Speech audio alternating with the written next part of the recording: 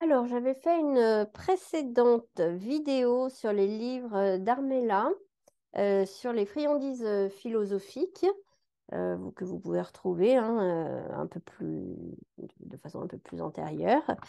Aujourd'hui, un peu moins dans l'aspect thérapeutique, accompagnement pédagogique, etc., mais un peu plus dans la philosophie. Ici, on va avoir carrément, c'est un livre de philo, hein, c'est un livre de philo qui parle des philosophes, qui aborde la philosophie de façon chronologique.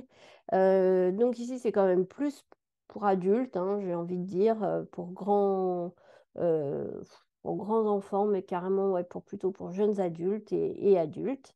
Euh, c'est super. Voilà, j'ai adoré ce livre. Gros livre, hein. C'est en effet, hein, ça nous vend de l'encyclopédie. Ça se veut, encyclopédique, c'est très bien documenté. Ça prend un peu le contre-pied. Ça prend un peu le contre-pied de ce qu'on a l'habitude de lire.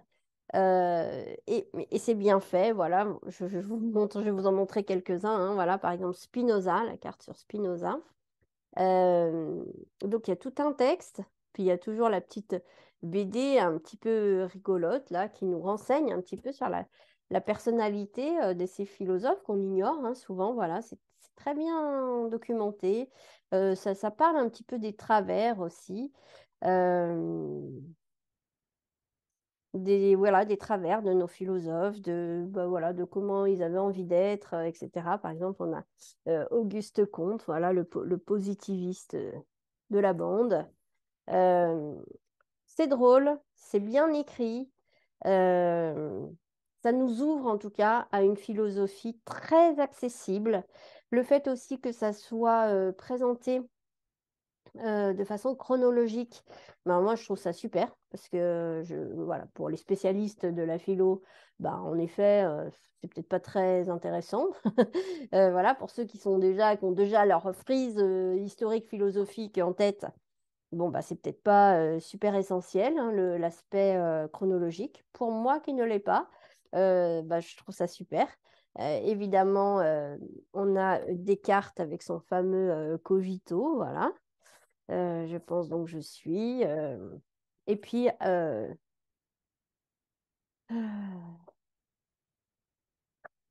la fin, on a tout un tas de références. Et l'auteur ne s'est pas du tout privé de petites blagounettes euh, très douces, voilà, enfin, voilà, très cool. En tout cas, moi, j'ai beaucoup aimé. Je me suis régalée à picorer dans ce livre, à aller à la découverte de philosophes que je connaissais un peu ou pas du tout. Voilà. Ou en tout cas, même pour ceux que je connaissais, en tout cas que je pensais connaître, par exemple Merleau-Ponty, que j'ai lu, enfin voilà. Ça m'a fait drôle de le découvrir dans un portrait assez différent de ce qu'on en dit généralement. Voilà, ça se veut pas être une vérité absolue, hein. Peut-être que c'est discutable ce qui est écrit, mais en tout cas, c'est bien écrit, c'est un beau livre. Voilà. Alors typiquement, ça, si vous avez des jeunes adultes qui étudient la philosophie, si vous avez des jeunes adultes en terminale et que vous avez envie de leur faire un petit clin d'œil ou des gens qui aiment la philo, voilà, Charles Pépin nous régale avec son encyclopédie mondiale de philosophie, La planète des sages. Très, très beau livre.